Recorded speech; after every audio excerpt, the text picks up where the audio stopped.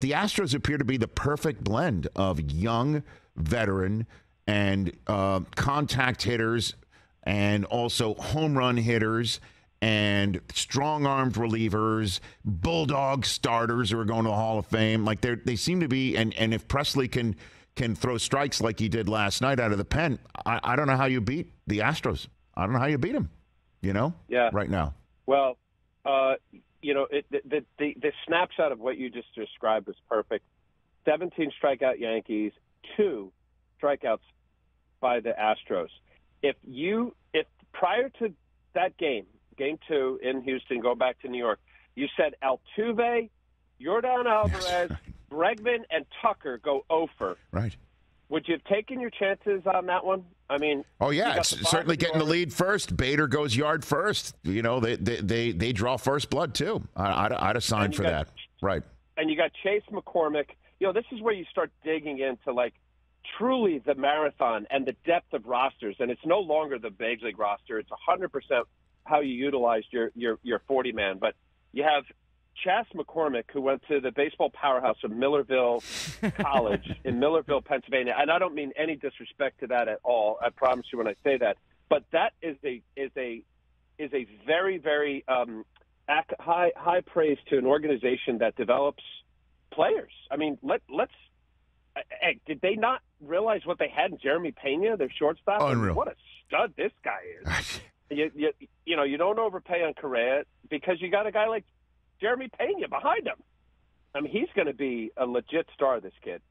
Well, he already is. And so on. Yeah. He already is. So that's what I'm saying. It's just I'll even throw it open to the Phillies and the Padres. And again, I know the Yankees can hit home runs and maybe put something together over the next, if they do play 6 more games like they did in the first 80 this year. I don't know. I don't see it, quite frankly. So I just throw it open to you.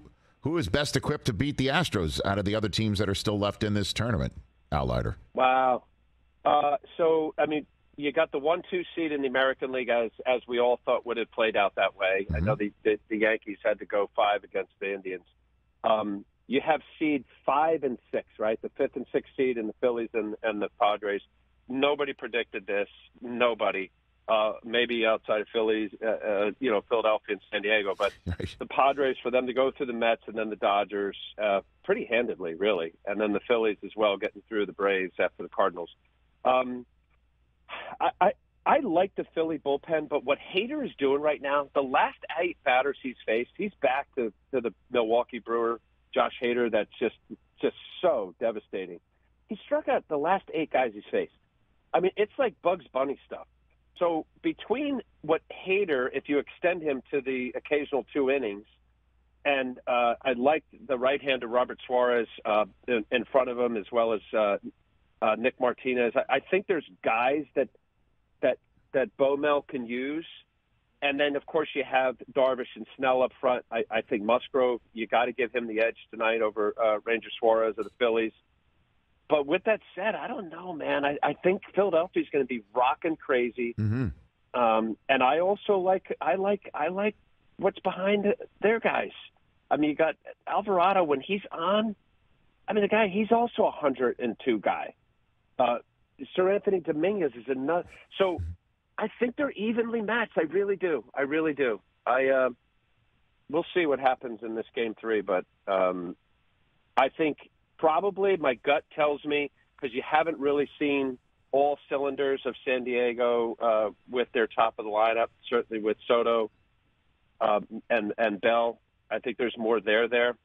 So probably the Padres might match up better. Catch the Rich Eisen Show every single day on the Roku channel, 12 to 3 Eastern, for free.